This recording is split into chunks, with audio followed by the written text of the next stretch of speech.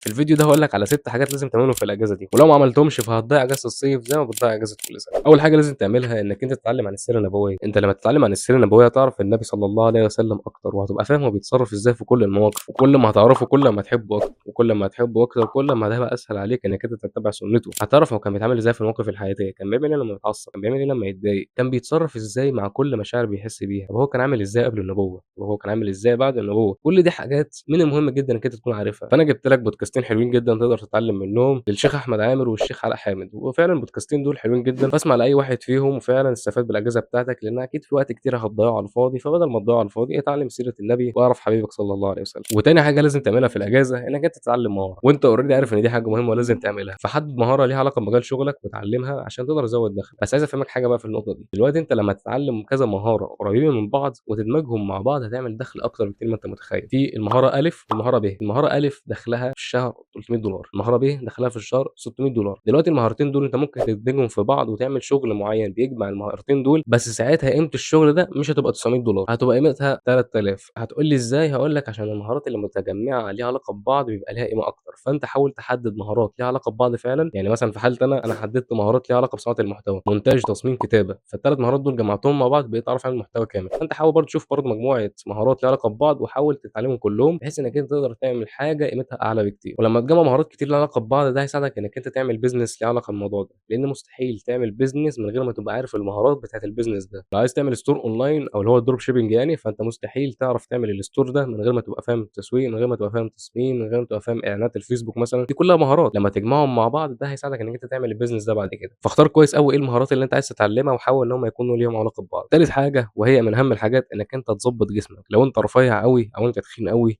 فصدّقني أنت بتصعب على نفسك إنك أنت تنجح في أي حاجة. هتقول لي طب إيه علاقة الرفع أو التخن بالنجاح؟ هاقول لك عشان أنت لمّا بتضبّط جسمك وبتخلّيه صحّي على قد ما تقدر، ده بيضبط الهرمونات نوعًا ما، في نفس الوقت بيساعد مخّك ذات نفسه إن هو يركّز أكتر، وبرضه في تأثير كبير جدًا نفسي إنك أنت لمّا تيجي تتمرّن أو تعمل أي رياضة، ده طبعًا بيزوّد انضباطك، بيزوّد حُبّك لنفسك، بيزوّد ثقتك بنفسك، الكلام ده كلّه مهم جدًا، جدًا عشان تعرف تنجح في أي حاجة. وغير كده برضه في موضوع الاحترام، دلوقتي أنت لمّا تخش مكان فيه 3 أشخاص أنت ما تعرفهمش، واحد رفيع جدًا، واحد تخين جدًا، واحد جسمه مضبوط، مين اللي هيشد انتباهك أكتر ومين هتحترمه أكتر وتدّي له قيمة أكتر في التعامل؟ أكيد اللي جسمه مضبوط، لإنك كده تحس إن هو راجل منضبط، راجل اشتغل على نفسه وتعب على شكله. وبجانب الشكل والاحترام والنفسيات والكلام ده كلّه، فأنت محتاج تبقى قوي، لازم تبقى قادر تحمي نفسك وتحمي اللي حواليك. وأفضل نصيحة ممكن أدّيها لك عشان تعرف تضبّط جسمك وتنتظم على الكلام ده، إنك أنت تكره شكل جسمك الحالي. أنت لمّا تبُص في المراية وتكره الشخص اللي أنت شايفه، تكره الجسم اللي أنت شايفه، ده هيكون أقوى حافز ليك إنك أنت تتمرن وتنتظم على التمرين. هو أكيد الموضوع ده هيزعجك نفسيًا شوية دلوقتي، بس ده يستاهل جدًا النتيجة اللي هتشوفها بعدين. ورابع حاجة لازم تعملها في الأجازة هي إنك أنت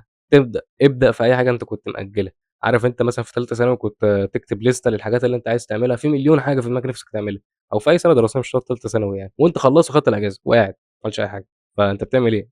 ابدأ في الحاجات اللي أنت كنت نفسك تعملها، كفاية تخطيط وتفكير زيادة، يعني الحياة أقصر من كده، أنت ممكن تضيّع عمرك كله قاعد بتفكر وبتخطط وما تعملش حاجة في الآخر. فلو أنت كنت بتدرس ودلوقتي واخد الأجازة، فده حرفيًا أحسن وقت ليك إنك أنت تبدأ فيه. أنت دلوقتي قاعد فاضي ما فيش أي حاجة تشتتك، ما فيش أي حاجة تاخد وقتك، غير إنك أنت تحسّن من نفسك. وخامس حاجة تعملها أو مش اللي هو تعملها، هي الحاجة دي هتساعدك إنك أنت تعمل بقية الحاجات اللي قُلتها في الفيديو، وإنك أنت تعمل الmonk mode اللي أنا شرحته في الفيديو اللي فات. فتقدر تشوف الفيديو ده من الآي اللي ظاهر لك فوق، وفعلًا الفيديو ده هيفيدك جدًا إنك أنت تحقق الحاجات اللي قُلتها في الفيديو وأي حاجة تانية في حياتك يعني. وسادس وآخر حاجة تعملها في الأجازة إنك أنت تنبسط. طبعًا أنت لازم تشتغل، لازم تطوّر من نفسك، بس برضه انبسط، لإن الحياة مش كلّها شغل، بس في نفس الوقت الحياة مش كلّها لعب وترفيه. فالmonk mode هيساعدك إنك أنت تشتغل بشكل رهيب جدًا في وقت الشغل، وتلعب بشكل رهيب جدًا وتنبسط بيه فعلًا في وقت اللعب. كده أنا عرّفتك إيه الحاجات اللي أنت لازم تعملها عشان تعرف تستغل الأجازة صح. فلو عايز تشوف الفيديو بتاع الmonk mode فتقدر تشوفه من هنا، ولو عايز تشوف فيديوهات ليها علاقة بحلول للمشاكل النفسية اللي بتواجه أغلب الناس وغالبًا بتواجهك أنت كمان، فشوف الplaylist دي واشترك في القناة عشان يوصلك كل فيديو جديد واستفاد منه.